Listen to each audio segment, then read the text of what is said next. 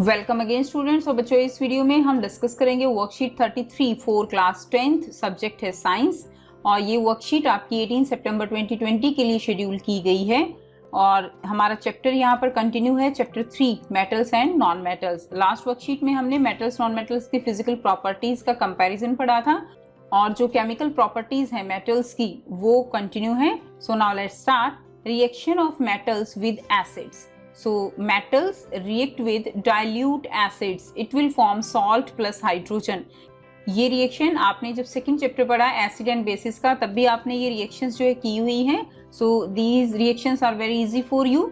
Metals react with acids to give salt and hydrogen gas.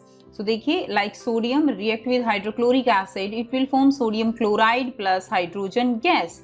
Zinc also react with HCl, it will form zinc chloride plus hydrogen gas. And how can you detect the hydrogen gas? With the pop sound. When you burn the hydrogen gas, the pop sound that will be created, and this indicate that the gas is hydrogen.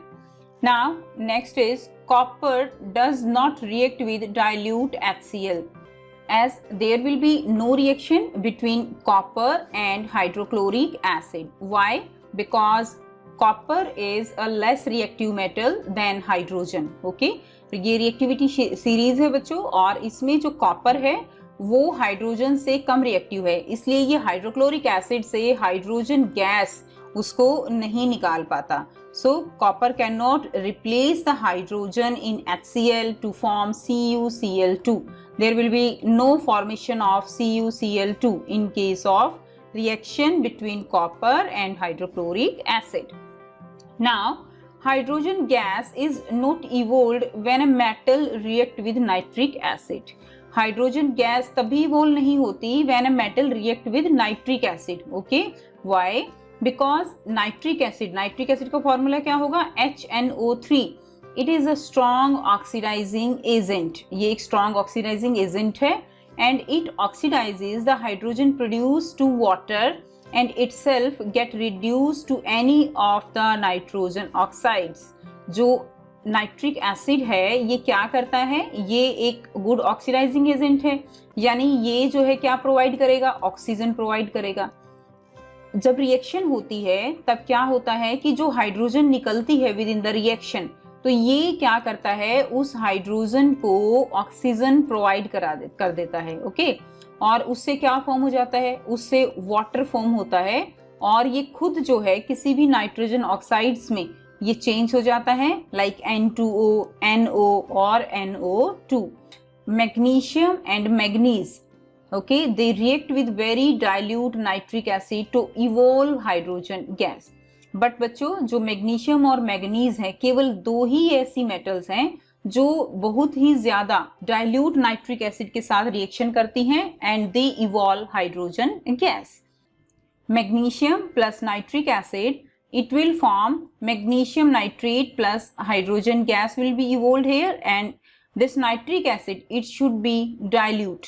इसी तरह manganese react with nitric acid and it will form manganese nitrate and hydrogen gas will be evolved here. अब देखिए यहाँ पर आपको reactivity series जो है वो दिखाई गई है। सो हम रिएक्टिविटी सीरीज के बारे में जानेंगे। The reactivity series is a list of metals. Okay, it's a list of metals arranged in the order of their decreasing activity. अब देखिए, ये जो मेटल्स हैं ये लिस्ट ऑफ मेटल्स हैं, और ये जो मेटल्स हैं ये कैसे अरेंज हैं? They arranged in the order of their decreasing activity. Okay, यानी जो रिएक्टिविटी है, जब हम टॉप टू बॉटम आते हैं तो क्या होता है? उनकी रिएक्टिविटी वो डिक्रीज करती है। So this is the reactivity series. Like sodium, potassium, these are the most reactive metal. Then reactivity decreases, and zinc, iron, they are the mid reactive metals, and these silver, gold, they are the least reactive. So students, इस reactivity series को learn करने के लिए ये हमारे पास trick है। Like Kedarnath का माली आलू जरा फीके पकाता है, कुछ हींग अजवाइन और डलेंगे। तो देखिए इसमें केदारनाथ यानी के, ठीक है, केदारनाथ NA, का यानी कैल्शियम, माली यानी मैग्नीशियम, आलू यानी एल्यूमिनियम, जरा यानी जिंक, फीके यानी आयरन और पकाता यानी लेड, पीबी है यानी हाइड्रोजन, एंड कुछ यानी कॉपर, एंड हींग Hg, ओके, अजवायन Ag और Au गोल्ड और डलेंगे। सो इस रिएक्टिविटी सीरीज को आप इस ट्रिक से याद कर सकते हो।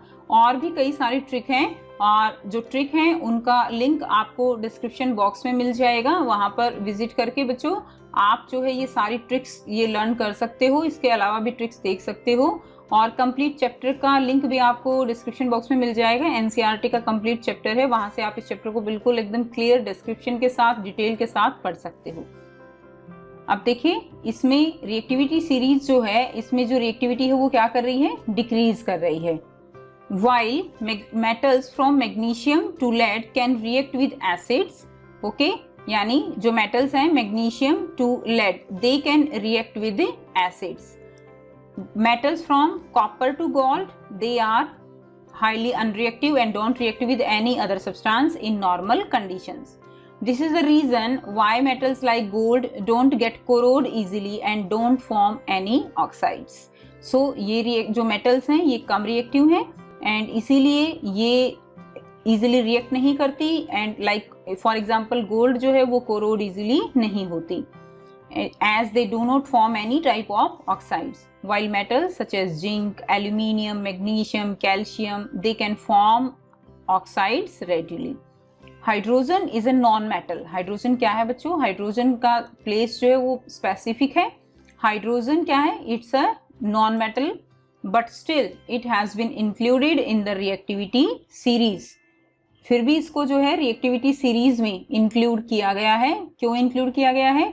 Because it's very important to tell about the reactivity of other metals, okay, because it help in the comparison of reactivity of metals. Hydrogen को लेकर बाकी जो metals हैं उनकी reactivity को compare किया जा सकता है।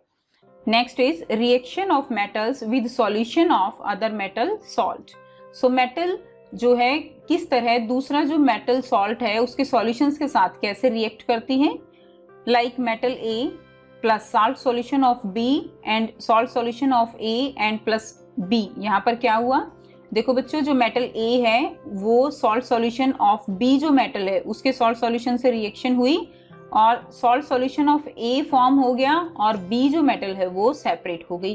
For example iron react with copper sulphate and it will form iron sulphate plus copper. आपने फर्स्ट चैप्टर में भी रिएक्शन की हुई है। Next copper react with silver nitrate and there will be the formation of copper nitrate, that the blue colour solution, and Ag that is silver will be separate here and to copper nitrate CuNO3 2. Now all metals are not equally reactive. सभी metals जो है वो equally reactive नहीं है। अभी हमने reactivity series देखी। If we check the reactivity of various metals with oxygen, water and acids, we find all metals do not react with these reagent. So सभी जो metals हैं उनकी reactivity same नहीं होती है। कुछ metals हैं जो ऑक्सीजन के साथ vigorously react करती हैं, कुछ हैं जो water के साथ कर जाती हैं, कुछ acids के साथ करती हैं। So कुछ ऐसी मेटल्स हैं जो इनमें से किसी के साथ भी रिएक्ट नहीं करती, लाइक गोल्ड है, सिल्वर है। सो यहाँ पर एक जो आपको है प्रैक्टिकल दिखाया गया है, इसमें आपको क्या दिखाया गया है, it's a type of displacement reaction and also there is the comparison of the reactivity of two metals. Two metals are like iron and copper, and you know that iron is highly reactive than copper as according to the reactivity series. So what will happen here, when iron it react with copper sulfate, then there will be the displacement of copper from the solution and there will be the formation of FeSO4. So ferrous sulfate का बच्चों light green colour का solution यहाँ पर ये form हो जाएगा और copper जो है वो अलग से सेपरेट हो जाएगा। जैसे कि देखिए ये कॉपर सल्फेट का सॉल्यूशन है, ये आयरन नील है। जब ये इसके अंदर डिप की गई है तो यहाँ पर इसमें रिएक्शन होती है। अब यहाँ पर जो क्वेश्चंस हैं बच्चों वो डिस्कस करेंगे। कुछ क्वेश्चंस यहाँ पर गिवन है, 4 क्वेश्चंस आपके गिवन हैं, तो इनको हम 1 बाय 1 डिस्कस कर लेते हैं। First question is which gas is produced when dilute hydrochloric acid is added to a reactive metal? Okay. Right the chemical reaction when zinc react with dilute HCl। सो बच्चों कौन सी gas produce होगी? Which gas is produced? Hydrogen gas will produced. And reaction क्या होगी? Zinc react with hydrochloric acid, it will form zinc chloride plus hydrogen gas. Okay, you can balance it. Second question is, what happens when copper react with silver nitrate solution? So when silver nitrate, it react with copper to form crystals of silver metal and a blue solution of copper nitrate will be formed here. क्योंकि बच्चों जो silver nitrate है ये solution है और copper silver से ज्यादा reactive है, तो ये क्या करेगी? ये इस सिल्वर को इसकी पोजीशन से डिस्प्लेस कर देगी and there will be the formation of copper nitrate and silver that will be come out, okay, and get deposit. तो ये reaction होगी and this type of reaction is known as displacement reaction. क्योंकि ज़्यादा reactive है copper silver से, तो क्या होगा? it will displace it from the solution. Question number 3 is, a solution of copper sulfate was kept in an iron pot. After few days the iron pot was found to have number of holes in it. Write the equation of the reaction that took place. Okay, तो यहां से क्या करेंगे? देखिए solution है आपके पास किसका? Copper sulphate का। ओके, इसको किस में रखा गया बच्चों? आयरन के पॉट में। तो कुछ जो है दिन बाद आपने देखा कि उसमें बहुत सारे होल्स हो गए हैं। तो ऐसा क्यों हुआ? सिंपल, कॉपर सल्फेट है सॉल्यूशन आपके पास और आपने उसको किस जो मेटल है कौन से यूटेंसिल्स में रखा है? आपने रखा है उसको आयरन के यूटेंसिल्स में। तो यहाँ से क्या होगा? यहाँ से रिएक्शन हो जाएगी।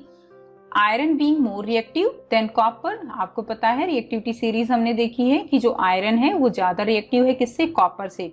And so it will displace copper from its salt and form a salt of ferrous sulphate. Reaction आप दे सकते हो iron plus copper sulphate, there will be the formation of ferrous sulphate and copper will be deposit and during this reaction the iron port have a number of holes. तो धीरे धीरे iron जो है वो कम होता चला जाएगा, रिएक्ट करता चला जाएगा कॉपर सल्फेट के साथ, इसलिए उसमें होल्स हो जाएंगे। So this is an example of displacement reaction.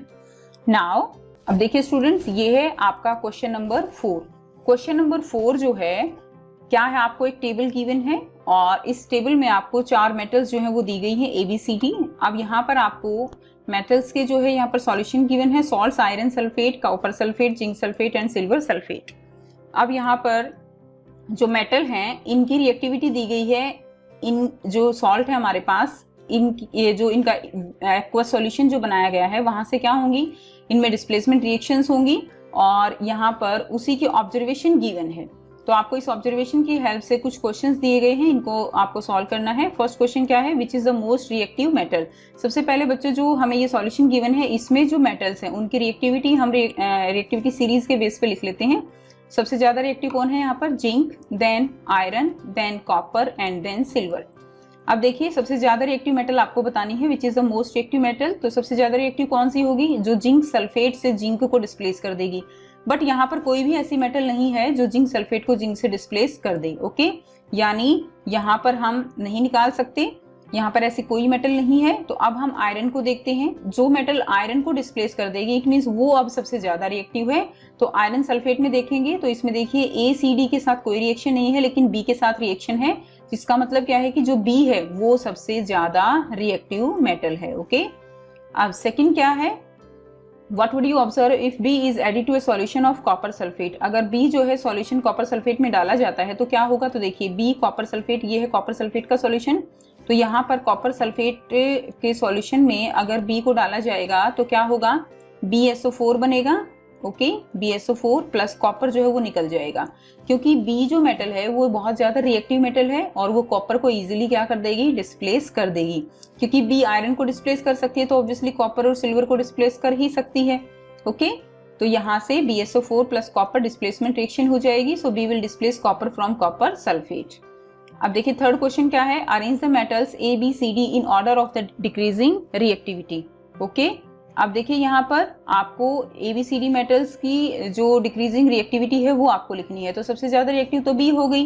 अब अगर हम यहाँ से D को देखें तो आपको दिखाई दे रहा है यहाँ पर नो रिएक्शन है चारों में, यानी D जो मेटल है वो किसी भी सॉल्यूशन के साथ रिएक्शन नहीं कर रही है।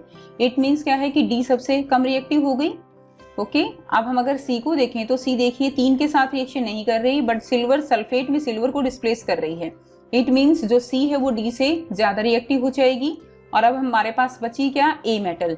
ए अगर आप देखें तो देखिए ए आयरन सल्फेट के साथ कोई रिएक्शन नहीं कर रही है, बट ये कॉपर सल्फेट को डिस्प्लेस कर रही है, यानी कॉपर सल्फेट को डिस्प्लेस कर रही है। इट मीन्स ये सी से ज्यादा रिएक्टिव है, यानी ये क्या हो जाएगी, ये जो है ए मेटल यहाँ पर होगी सेकंड नंबर पे।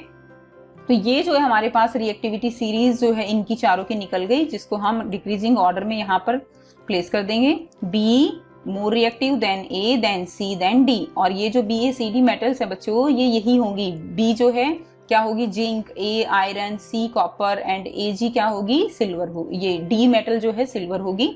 ओके सो ये था आपका क्वेश्चन। आई होप आपको क्लियर हो गया है। फिर भी बच्चों कोई प्रॉब्लम है तो आप कमेंट करके पूछ सकते हो। और इस चैप्टर के कंप्लीट नोट्स जो हैं, कंप्लीट वीडियोस, उनका लिंक आपको डिस्क्रिप्शन बॉक्स में मिल जाएगा। वहां पर विजिट कर आप कंप्लीट चैप्टर को बहुत ही अच्छे से डीपली समझ सकते हो।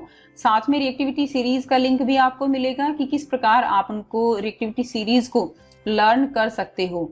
तो वहां पर जाकर जो है आप इनको अच्छे से समझ सकते हो। एंड अगर वीडियो अच्छी लगती है तो लाइक शेयर कीजिए, चैनल को सब्सक्राइब कीजिए। And thanks for watching.